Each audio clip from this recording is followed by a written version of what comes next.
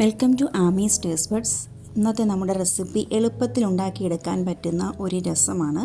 അതിനായി നന്നായി പഴുത്ത 2 തക്കാളി എടുക്കുക. ഒരു നാരങ്ങ വലിപ്പത്തിൽ പുളി വെള്ളത്തിലിട്ടേക്കണം. രസം തിളപ്പിക്കേണ്ട പാത്രത്തിൽ തന്നെ നമ്മുടെ തക്കാളി അരിഞ്ഞെടുക്കുക. കൈ കൊണ്ട് നന്നായി അരച്ചെടുക്കുക. അതിലേക്ക് ഒരു 6-7 അല്ലി വെളുത്തുള്ളി ചതച്ചത് ചേർക്കണം.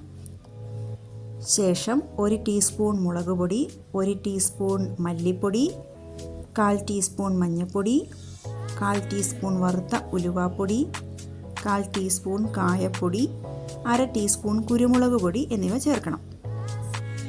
കുരുമുളക് എരിവിനനുസരിച്ച് ചേർത്താൽ മതി. അതിനുശേഷം പിഴിഞ്ഞു വെച്ചിരിക്കുന്ന പുളി കൂടി ചേർക്കുക. ആവശ്യത്തിന് ഉപ്പ് ചേർക്കുക. ഒരു 2 കപ്പ് വെള്ളം കൂടി ചേർക്കുക. അതിനുശേഷം ഹൈ ഫ്ലെയിമിൽ ഇതൊന്ന് തിളപ്പിച്ചെടുക്കണം.